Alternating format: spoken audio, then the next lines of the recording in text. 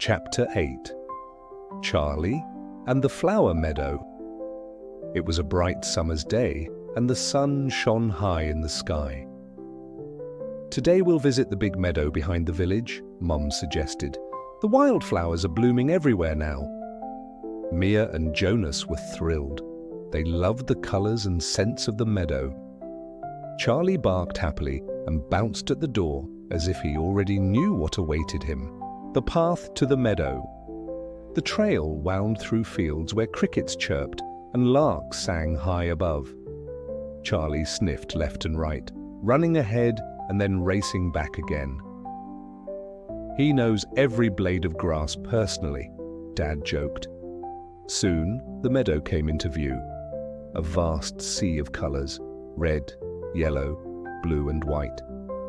Butterflies fluttered everywhere, like living blossoms. A carpet of blossoms. "Oh, it's beautiful!" Mia cried, stretching out her arms. The children ran into the tall grass and Charly bounded after them.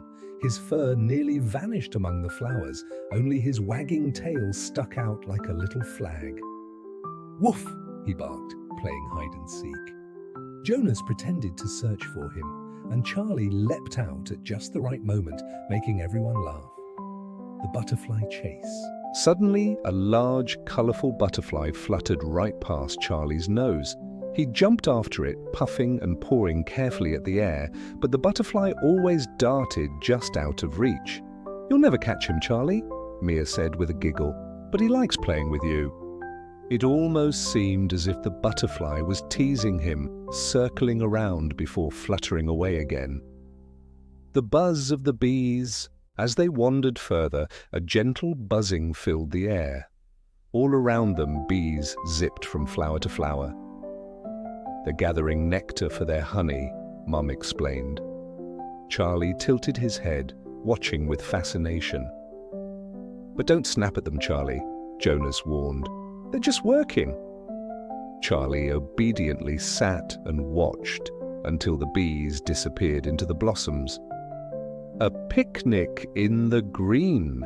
Under the shade of an old linden tree, they spread their blanket. There were sandwiches, juice, cherries, and cookies. Charly got a big bowl of fresh water and a few crunchy treats. The children lay back in the grass and gazed up. Between the leaves, patches of blue sky peeked through and fluffy clouds drifted lazily past. "That one looks like a dragon," Jonas cried. "And that one's shaped like a heart," Mia added.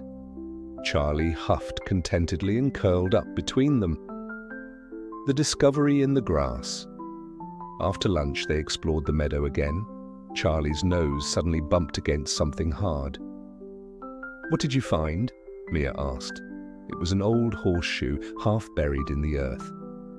"That's supposed to bring good luck," Dad said with a smile. The children cheered, and Charly wagged proudly, as if he had unearthed a treasure. A deer at the forest edge. Later in the afternoon, as the sun began to dip, a rustle came from the woods nearby.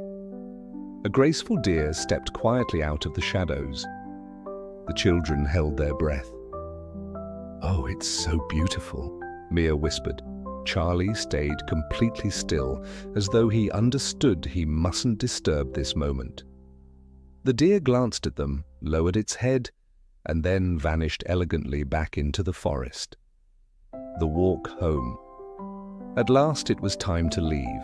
The meadow glowed golden in the evening light, long shadows stretching across the flowers.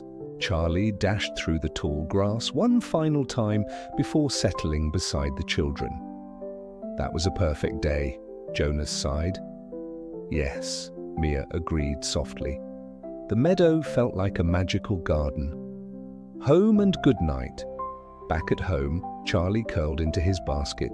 Mia placed the horseshoe beside him. "You brought us good luck today." Charly yawned, rested his head on his paws and closed his eyes. In his dreams, he bounded once more through the colourful sea of blossoms, chased butterflies, and listened to the gentle hum of bees. And so he drifted into a deep, peaceful sleep. End of chapter 8.